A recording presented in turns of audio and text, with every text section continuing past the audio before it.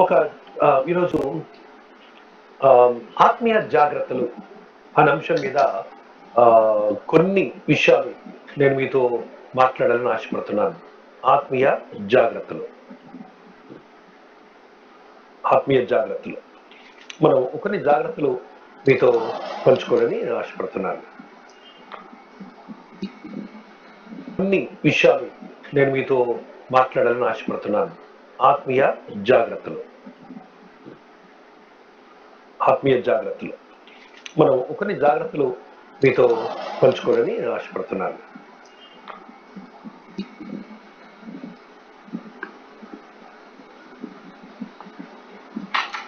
Right. ఇందులో మనము చూసినట్లయితే ఆత్మీయ జాగ్రత్తలో ప్రాముఖ్యంగా మనము ఈ ప్రత్యేకమైన దినాల్లో సంబంధించి అదేవిధంగా మిగతా వాటిని బట్టి కూడా మనం అర్థం చేసుకోే విషయం ఏమిటంటే, మొట్టమొదటిది ప్రభు వచ్చేంత వరకు, ప్రభు మధ్యాహ్నం ఆయన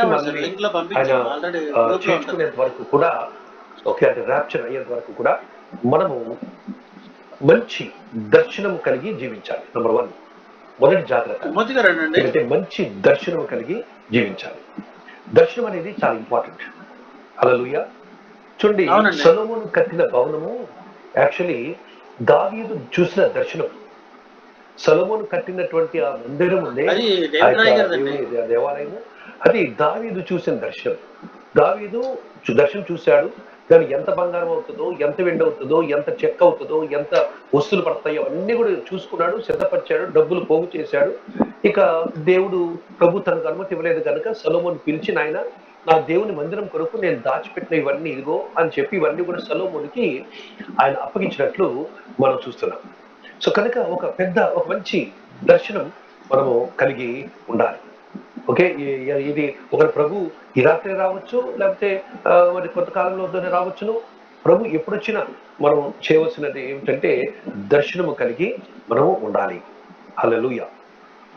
దర్శనము లేక ప్రజలు కట్టు లేక తిరుగుదురు అని చెప్పి మనము వాక్యంలో మనం చూస్తున్నాం.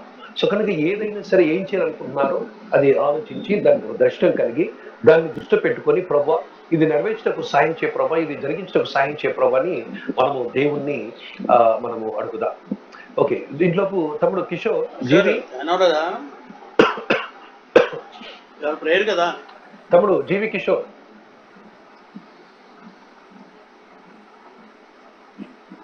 హలో అన్నా, చెప్పండి అన్న. అది రికార్డింగ్ చేస్తున్నావు తమ్ముడు? చేస్తున్నాను అన్న. ఓకే ఓకే, వీడియో ఆన్ అవ్వలేదు. వీడియో తిమోతి గారు ఫోన్ చేస్తే ఫోన్ మాట్లాడుతున్నాను అన్న. సరే సరే, అందరు వీడియో ఆన్ చేసుకున్నానా? కొంచెం రికార్డింగ్ మర్చిపోకు. చేస్తున్నాను అన్న ఆల్రెడీ. Thank you. సో కనుక ఓకే, మనము ఈ రోజు రావచ్చు, రేపు రావచ్చు, లేకపోతే ఎప్పుడైనా రావచ్చు. ఆయన వచ్చేసరికి మనము వచ్చేంత వరకు మనం చక్కని దర్శనం కలిగి ఉండాలి.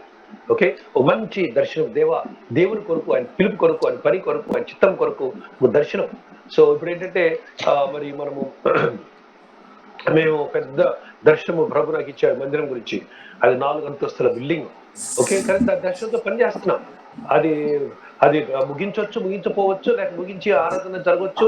ప్రభు నాకు ఆలస్యమైతే ఏదైనా సరే మనం మట్టుకు మన పనిలో బిజీగా ఉండాలి. పొలంలో ఇద్దరు పని చేస్తున్నప్పుడు ఒకరు విడవపడ్డాడు, ఒకరు ఎత్తబడ్డాడు. తిరగలు ఇద్దరు విసులుచుండగా ఒకరు విడవపడ్డాడు, ఒకరు ఎత్తబడ్డాడు. అలాగే మరి ఆమోస్ వంటి ప్రవక్తలు వారు పని మధ్యలో ఉన్నప్పుడు పిలువబడ్డారు. గిద్యోన్ అంతటి వాడు కూడా అతడు పని చేస్తుండగా పిలువబడ్డాడు. సో దేవుడు ఏం ఎక్స్పెక్ట్ చేస్తాడంటే మనం బిజీగా ఉండాలి. ఓకే, మీరు చర్చిని మూసేసారు, లేకపోతే కరోనా, లేకపోతే లాక్డౌన్, కర్ఫ్యూ కనుక ఏం చేయని అనుకోదు. ఏదో బిజీగా ఉండండి. బైబిల్ చదవండి, నోట్స్ రాసుకోండి, ప్రసంగా సిద్ధపరచుకోండి. ఓకే, తర్వాత మరి పాటలు రాయండి. యాడమ్ కూడా చక్కగా పాటలు పాడి మంచి మ్యూజిక్ తో ఒక పాట కూడా రిలీజ్ చేశాడు.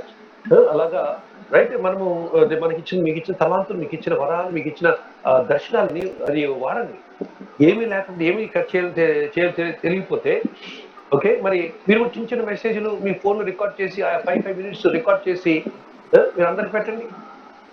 కాబట్టి నేను పెట్టలేదు, రోజు నేను వర్డ్ ఆఫ్ కవనెంట్ అని పెడుతున్నా. మీరు ఎంతమంది చూస్తారో నాకు తెలియదు, కానీ ఏంటి చూడండి దయచేసి. ప్రతిరోజు వర్డ్ ఆఫ్ కవనెంట్ అని 10 నిమిషాలు లోపు ఉన్నటువంటి వాక్యాలు నేను పెడుతూ ఉన్నాను. రికార్డ్ చేసి, ఎడిట్ చేసి, అన్ని నేనే చేసి, అప్లోడ్ చేసి, ఎక్స్పోర్ట్ చేసి అన్ని చేస్తున్నాను. చూడండి, చాలా మంది చూస్తున్నారు. అందులో చక్కని నిన్న దినాన్ని పెట్టిన మెసేజ్ ఏంటంటే గుహ, నక్క, సింహం.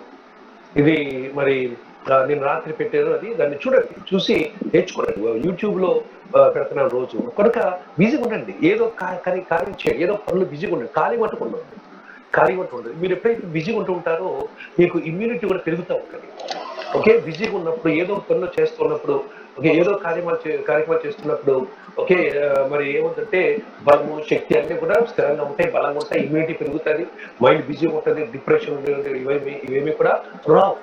ఎందుకంటే ఇమ్యూనిటీ అనేది మరి మైండ్ బట్టి ఉంటుంది అనమాట. మైండ్ ఏమాత్రం భయపడుతుందంటే మరి ఇమ్యూనిటీ తగ్గిపోతుంది.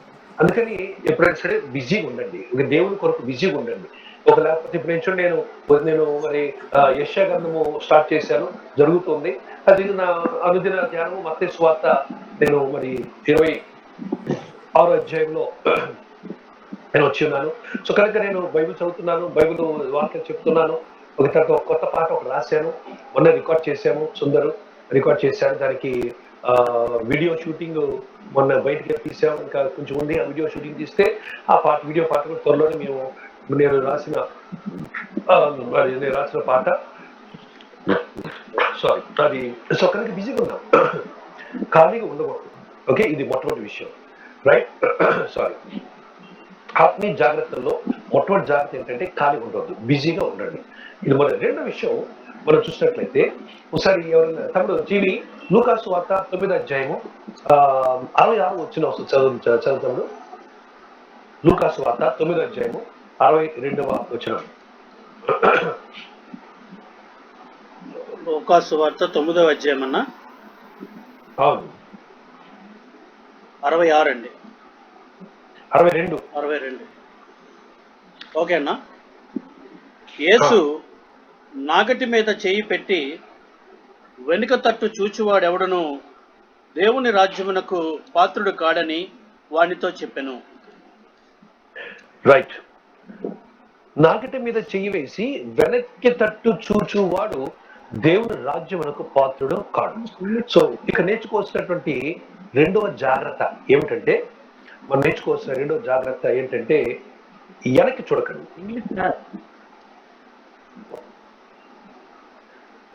Luke Gospel chapter 9 verse 62.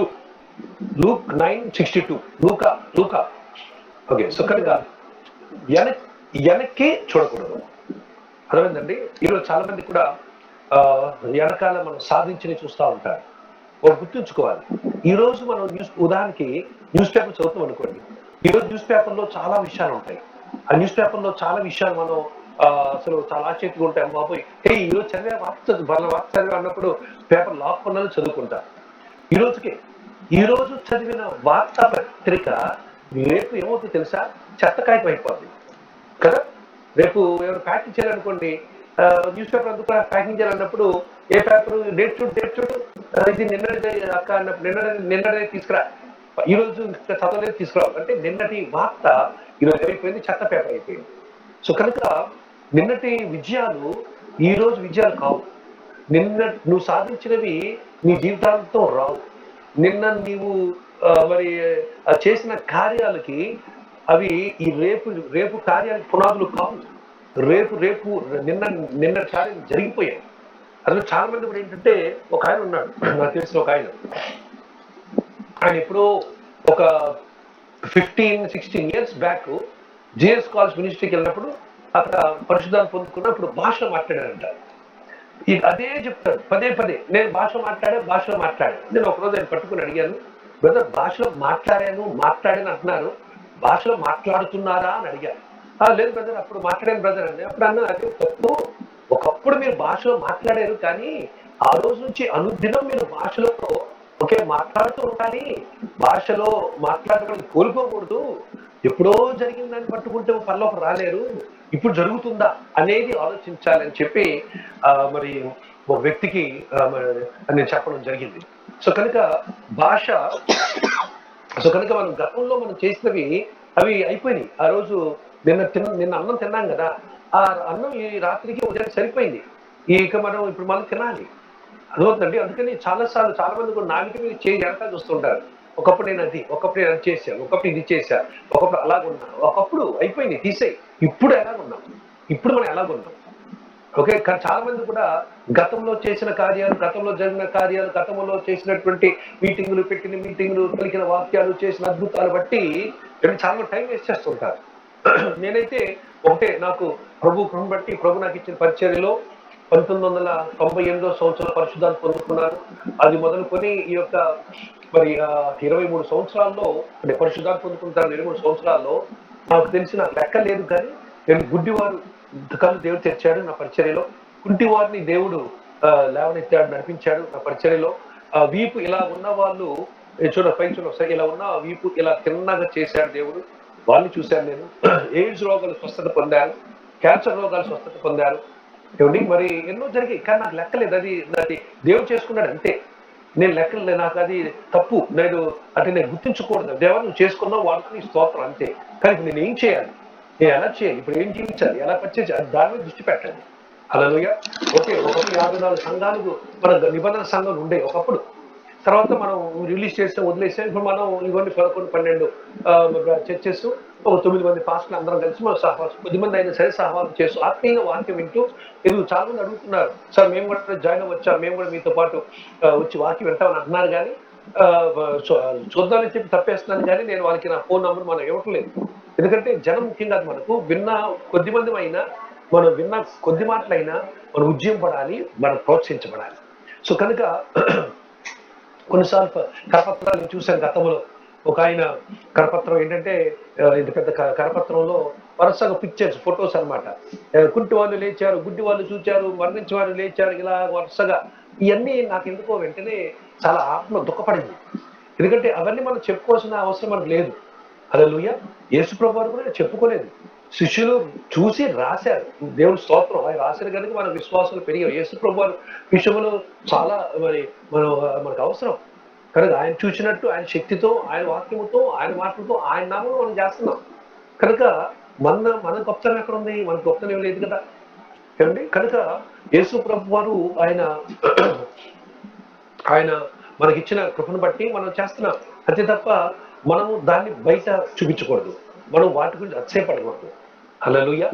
యేసు నాకు అందుకని నేను లెక్క ఎంతమంది బాప్తిజం ఇచ్చానో కూడా లెక్క నాకు అనవసరం. లెక్క నేను ఉంచుకోలేదు. ఒకప్పుడు కొంతవరకు ఫాలో అయ్యింది, కానీ తర్వాత అవుట్ ఆఫ్ కౌంట్ ఎన్ని వేల మందికి ఇచ్చాను నాకే బాప్తిజం. అదంతా దేవుడు పరలోకంలో నాకు దేవుడు బహుమతి. అంతేగాని నా గురించి నేను గొప్ప చెప్పుకోవాల్సిన అవసరము లేదు. ఇలాగా మనము గతము గురించి ఎప్పుడు కూడా గతం మీద మఠం వేసుకుని కూర్చోకండి. అయిపోయింది గత. ఓకే.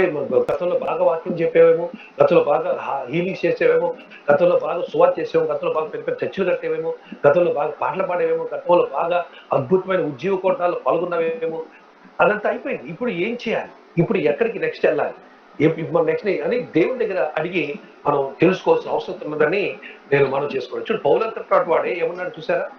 ఎన్నో సంఘాలు కట్టాడు, ఎన్నో అద్భుత కార్యాలు చేశాడు, ఎన్నో వరాలు కలిగిన వాడు, 9 కృపావరాలు కలిగిన వాడు పౌలు.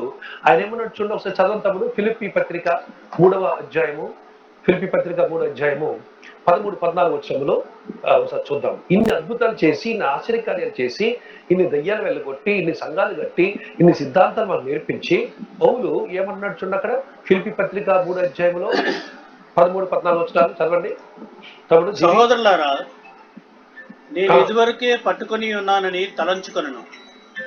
అయితే ఒకటి చేయుచున్నాను, వెనుకున్నవి మరచి ముందున్న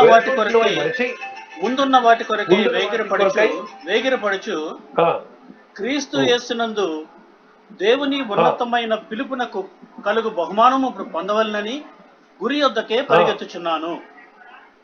హల్లెలూయా. Praise the Lord. So Paul ఏమన్నాడన్నమాట? వెనకటి మర్చిపోయి ఇన్ని చేసిన పౌలు తర్వాత ఏమన్నాడంటే సమస్తం నష్టపరుచుకొని పెంటతో సమానం ఎంచుకుంటున్నాను అన్నాడు పౌలు. ఏమి వ్యక్తి అని పౌలు కదా, ఎంత ఆత్మీయుడు పౌలు. నిజంగా దేవుని స్తోత్రం కలుగును గాక. అందుకని ప్రియమైన వాళ్ళారా, మనము దినాలు రేపు మరి ఎలా ఉంటాయో ఎవరు కూడా చెప్పలేము. దినాలు ఇంకా భయంకరంగా ఉండవచ్చును. కనుక మనకు భయం లేదు, మనకు దేవుడు మనకున్నారు. సో అందుకని నెంబర్ 1, మీకు దేవుడిచ్చిన దర్శనాన్ని వెంబడిస్తూ ఉండండి. నెంబర్ 1 మనం తీసుకోవాల్సిన ఆత్మీయ జాగ్రత్తలు. నెంబర్ 2 ఏంటంటే గతంలో చేసిన సేవ సాధించినవన్నీ అయిపోయి వదిలిపెట్టేసేసేయండి. వెనకటి మరిచి ముందున్న వాటి కొరకు మరి వేగరపడి పరిగెత్తడం, ఇది మనం అలవాటు చేసుకోవాలి. ఇది నాగటి మీద చేయి వెనక్కి తిరిగి చూడదు ప్రభు చెప్పాడు. వెనక్కి తిరిగి చూడదంటే కష్టాలు వచ్చినప్పుడు వెనకపోవడం అనేది ఒక అర్థం ఉంది. అంతేకాకుండా గతంలో ఎన్నెన్నో మంచి చేస్తుంటాం కదా, అది వదిలేసి అయిపోయింది, ఫినిష్. అదే దాని గురించి ఆలోచించుకోవాలి. ముందేం చేయాలి, ముందేమో దాని గురించి ఆలోచించాలి. ఇది 2వ జాగ్రత్త. 3వ జాగ్రత్త చూసినట్లయితే సామెతలు 12వ సామెత 22వ వచనం. 12వ సామెత 22వ వచనం చదువుతాడు అన్న. సామెత 12:22. అబద్ధమాడు పెదవులు 22 అన్న చదవండి. అబద్ధమాడు పెదవులు యెహోవాకు హేయములు, సత్యవర్తనులు చెప్తూ ఉంటాను కనుక బైబిల్ తీసి పెడితే మంచిది. సామెతలు 12:22. అదే అన్న, ఇంగ్లీష్ Proverbs 12:22. Proverbs 12:22. తమ్ముడు జీవి వినపడతలేదా నా మాట? ఒక్క నిమిషం అన్న, చదువుతున్నానన్న. అబద్ధమాడు పెదవులు యెహోవాకు హేయములు, సత్యవర్తనులు ఆయనకిష్టులు. 19వ అధ్యాయం 9వ సామెతకు చదువునాను. 19:9 అన్న. ఓకే అన్న. కోట సాక్షి శిక్షణ అందకపోడు, అబద్ధములు ఆడువాడు నశించును. రైట్. 3వ విషయం, 3వ ఆత్మీయ జాగ్రత్త ఏంటంటే అబద్ధము ఆడవద్దు. అబద్ధము ఆడవద్దు. ఎటువంటి పరిస్థితి అయినా సరే, ఎటువంటి పరిస్థితి అయినా సరే అబద్ధము ఆడకూడదు.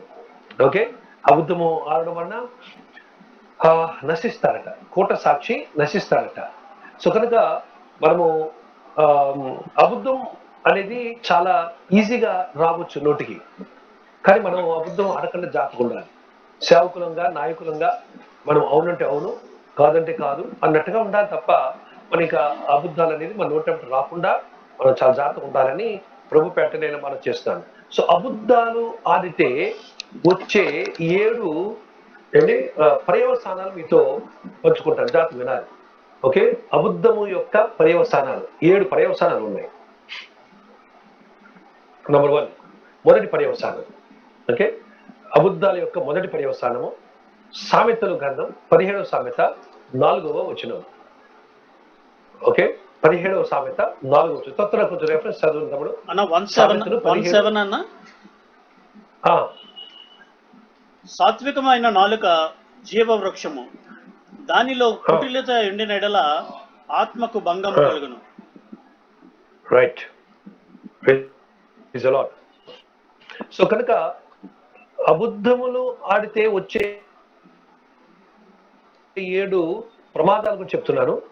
అందులో మొట్టమొదటిది ఏమిటంటే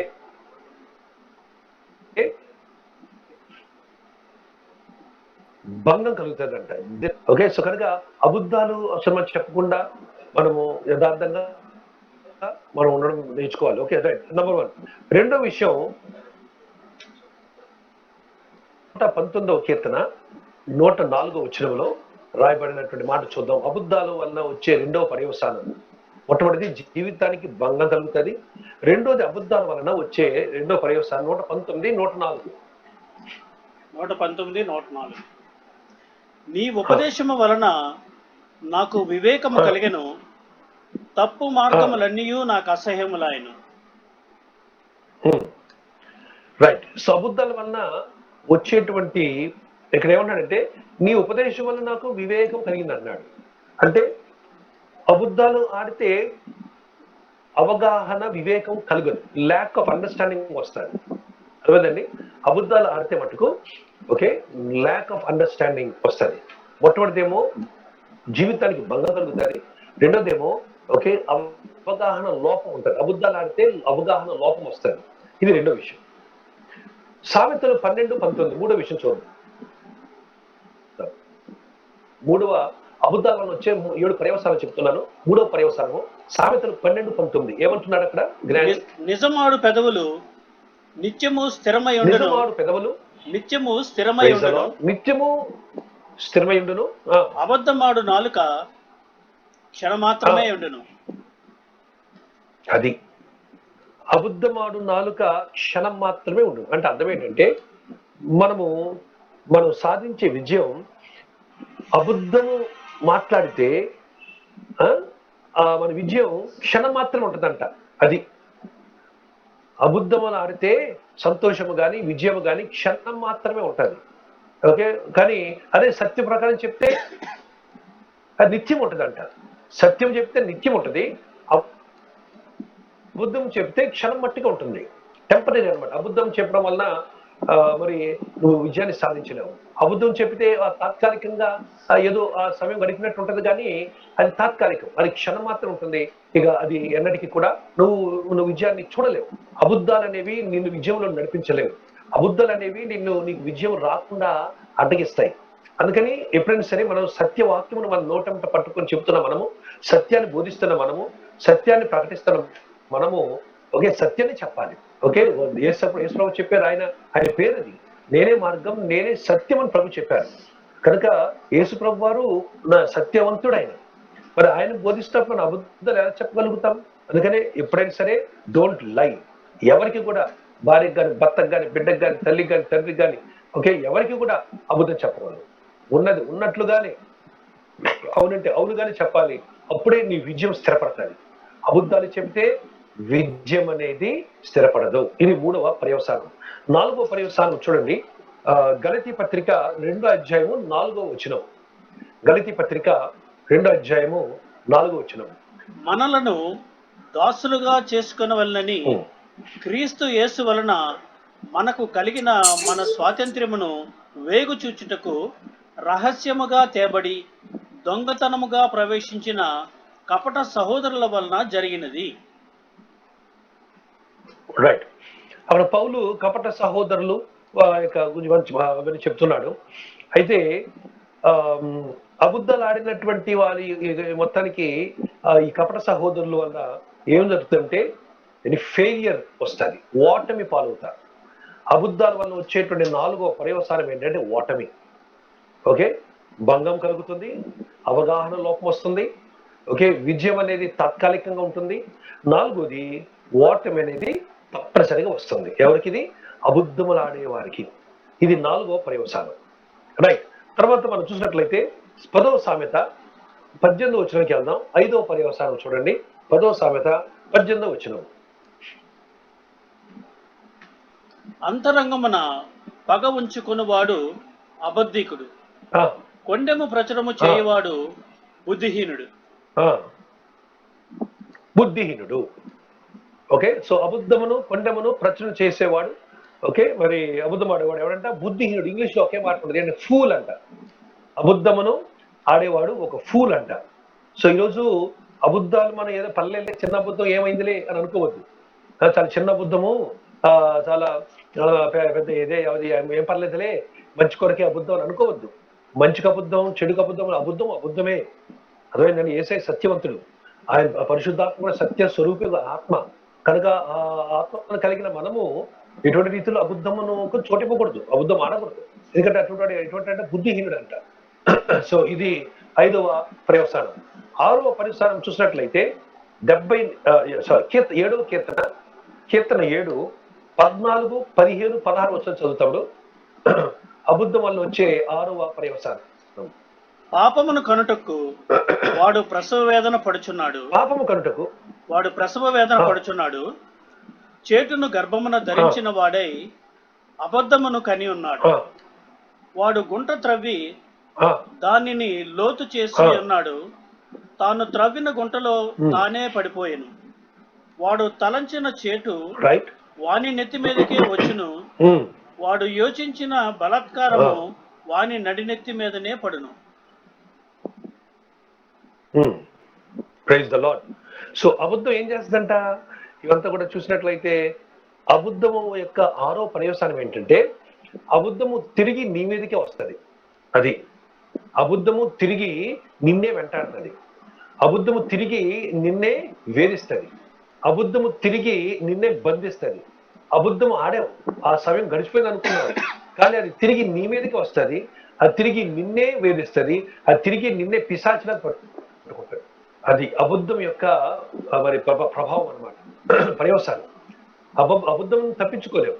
అబద్ధం ఆడావా, అబద్ధాన్ని ప్రేమించావా, అందుకే బైబిల్ ఏం చెప్తుందంటే అబద్ధికులు దేవుని రాజ్యములోనికి ప్రవేశించలేరు అని మనము 21వ అధ్యాయము ప్రకటన గ్రంథం 8వ వచనంలో చూస్తున్నాం. కదా, అబద్ధికులు దేవుని రాజ్యం ప్రవేశించలేరు. ఎందుకంటే అబద్ధం అనేది దేవుని దగ్గర చల్లదు. దేవుడు సత్యవంతుడు, సత్య సూర్యపక దేవుడు, సత్యం పలికేవాడు, సత్యం గ్రంథం ఇచ్చిన వాడు. ఓకే, కనుక అబద్ధమని అంగీకరించడు. నువ్వు అబద్ధం ఆడి ఆ క్షణాన్ని తప్పించుకున్నావేమో, కానీ అబద్ధమే నీ లైఫ్ లాంగ్ నేను వెంటాడుతుంది, ఆ లైఫ్ లాంగ్ నేను వేధిస్తుంది, నువ్వు తప్పించుకోవడం చాలా కష్టం అవుతుంది. ఇది 6వ మరి పర్యవసానం. అబద్ధానికి ఉండే 7వ పర్యవసానం చూద్దాం, ఆఖరి పర్యవసానం 19వ సామెత, సామెతలు 19 5వ వచనం చదవండి.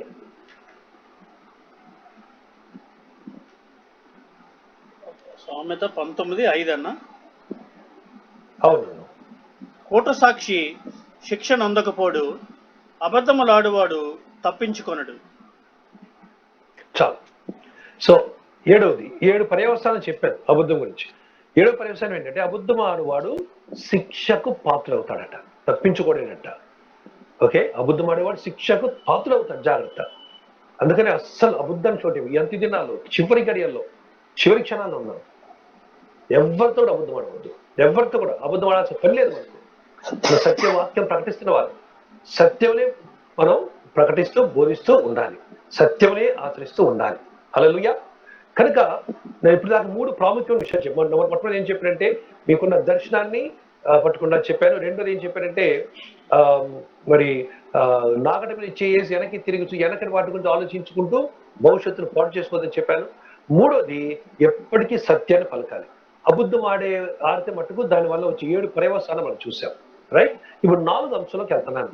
4వ అంశము 55వ కీర్తన 22వ వచనం చదవండి. కీర్తన 55 22వ వచనం. అన్న, నీ భారము యెహోవా మీద మోపము, ఆయనే నిన్ను ఆదుకొనును, నీతిమంతులను ఆయన ఎన్నడును కదలనీయడు. Praise the Lord. Hallelujah. So కనుక నీతిమంతులను దేవుడు రాస్తున్నాయి మాట, నీతిమంతులను దేవుడు కదలనీయడు. హల్లెలూయా. నీతిమంతులను దేవుడు కదలనీయడు. కనుక నెంబర్ 4 ఏమిటంటే మనము తీసుకోవాల్సిన ఆత్మీయ జాగ్రత్తల్లో దేవుడు నీతిమంతులను కదలనీయడు గనుక మనము భయానికి చోటు ఇవ్వకూడదు, అది భయపడకూడదు. ఓకే, భయంలో నడవద్దు, ఎప్పుడు దేనికి భయపడవద్దు. భయం వస్తుంది, దిగులు వస్తుంది, భయం ఆందోళన కలుగుతుంది. ఎస్, కానీ అది వెంటనే వాగ్దానాలు పట్టుకొని యేసు నామములో ప్రార్థన చేసుకొని భయానికి చోటు ఇవ్వకుండా మన భయాన్ని అధిగమించి నడవాలి. ఓకే, భయం ఏం భయం? ఏమో కరోనా వస్తేమో ఒక భయం, వస్తే చాలా మంది హాస్పిటల్ వెళ్తున్నారు, హాస్పిటల్కి వెళ్ళిన వాడు ఎవడు బయటికి రావడం అదొక భయం, మరి ఏ లెవెల్ ఉంది అదొక భయం, వ్యాక్సిన్ వేసుకుంటే అదొక భయం, వ్యాక్సిన్ వేసుకోకపోతే ఇంకొక భయం, ఇంటికి వస్తే ఒక భయం, ఎలా ఉన్నారు అదొక భయం. వద్దు, భయాలు వద్దు. ప్రభు చిత్తం ఉన్నంత జీవిస్తాం, ప్రభు చిత్తం అయిన తర్వాత ఆయన దగ్గరికి వెళ్ళిపోతాం. కానీ దేనికి భయం? నేను మీతో చెప్తాను కదా, నాకు కూడా కొంచెం ఈ యొక్క చిన్న డిస్టర్బెన్స్ వచ్చింది గతంలో 2 నెలలు. నిన్న కూడా కొంచెం డిస్టర్బెన్స్ అయ్యాను, బట్ దేవుడు ప్రభు కాపాడి స్వస్థపరిచి అలాగా మరి నడిపిస్తున్నాడు. దేవుని స్తోత్రం కలుగును. కనుక ఒకటే ఏంటంటే చూడండి, ఏం చేస్తున్నాడు యెహోవా, మనం చదువుతాము 2వ భాగం చదువు వచ్చినానికి, నీతిమంతులను దేవుడు ఎన్నడూను కదలనీయుడు.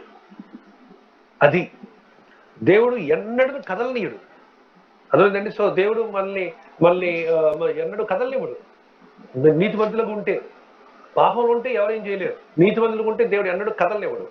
కనుక మనం ధైర్యం ఉండాలి. దేవుడు నన్ను కదలనివ్వడు, దేవుడు స్తోత్రం, దేవుడు నాకు అన్యాయం చేయడు, దేవుడు నాకు శ్రమణ అంటే ఈ యొక్క రోగం నా దగ్గర రానివ్వడు, దేవుడు నాకు తోడుగా ఉన్నాడు, నాకు కాపరి, నాకు లేమి కలగదు, పచ్చిగల చోట్ల ఆయన బరుండ చేయించున్నాడు, శాంతికరమైన జనుల యొద్ద ఆయన నడిపించుచున్నాడు, గాఢాంధకారపు లోయలు సంచరించిన ఏ అపాయం నాకు నేను భయపడను, నీ దుడ్డు కరిగి దండము నన్ను ఆదరించును, నూనెతో నా తల అంటున్నావు, నా గిన్నె నిండి పొల్లుచున్నది.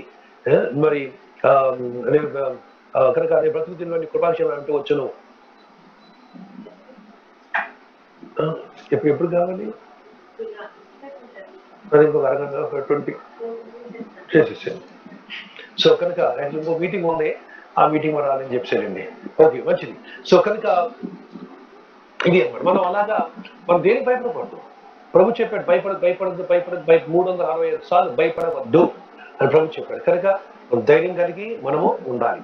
హల్లెలూయా. సో ఆత్మీయ జాగ్రత్తల్లో ఎందుకు ఈ పాయింట్ పరిశుద్ధాత్మ చెప్తున్నాడంటే, ఇప్పుడు ఈ కోవిడ్ వచ్చిన వాళ్ళందరూ ట్రీట్మెంట్ పొందుతూ ఏమైనా భయం కలిగిందంటే ఇమ్యూనిటీ తప్పని పడిపోతుంది. భయం కలిగితే ఇమ్యూనిటీ పడిపోతుంది, మరి పల్స్ రేట్ పడిపోతుంది. ఏమండి, దాని మూలన ఇక తిరిగి మళ్ళా 80కి 50కి పడిపోతుంది. అవన్నీ మళ్ళీ 97 98 రావాలంటే కింద మీద పడుతున్నారు డాక్టర్లు. అయితే చివరికి చాలా మంది కూడా ఒకసారి భయం వస్తే చాలు వారు కోలుకోలేకపోతున్నారు. అందుకని దేవుడు చెప్తాడు అనమాట. ఓకే, మరి నీతిమంతులు నిత్యము కదలక ఉంటారు. దేవుడు కదలలేవుడు మనల్ని. మరి నీతిమంతులుగా జీవిస్తే, ఇప్పుడు చెప్పాను కదా పైన మాటలు, ఆ విధంగా జీవిస్తే దేవుడు మనల్ని కదలలేడు, మనల్ని స్థిరంగా ఉంటాడు. మన టైం అయినప్పుడు ఇంటికి పిలుచుకుంటాడు. హల్లెలూయా. నమ్ముదాం, దేవుడు నమ్ముదాం, దేవుని విశ్వాసం ఉంచుదాం. ఆయన మనల్ని కదలనివ్వడనే ధైర్యంతో మనం జీవిద్దాం.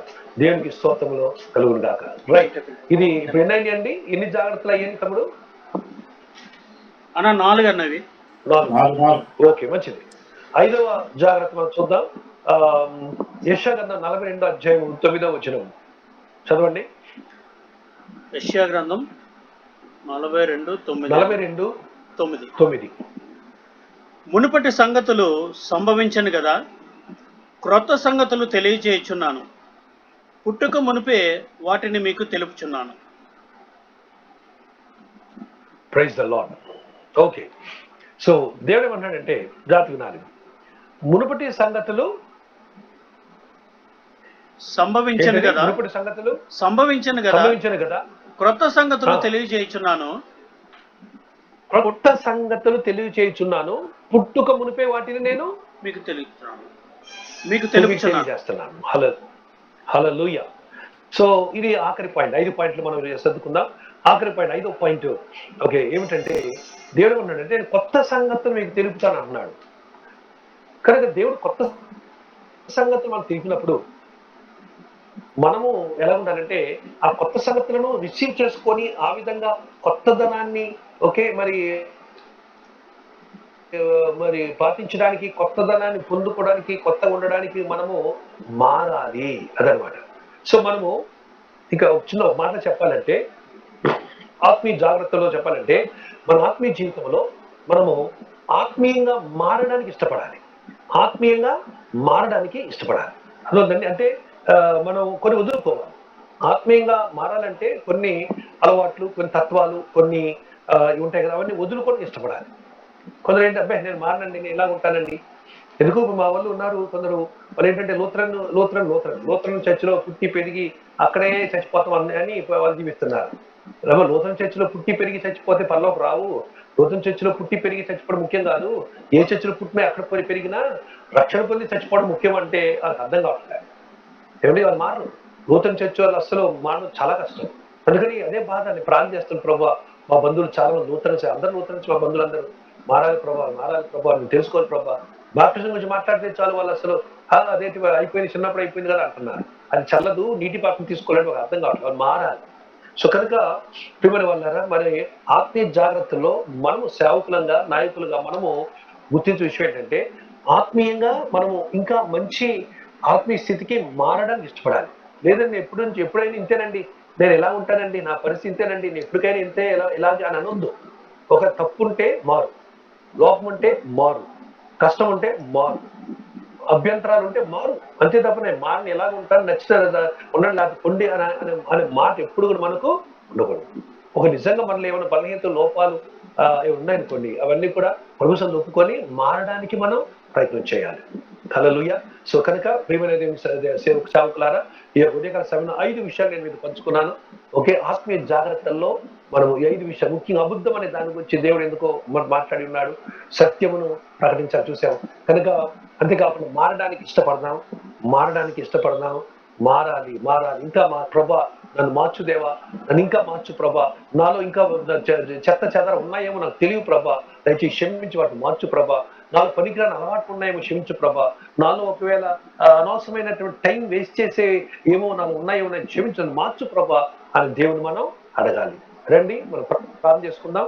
అందులో కళ్ళు మూసుకున్నట్లయితే ఈ సమయాన్ని బ్రదర్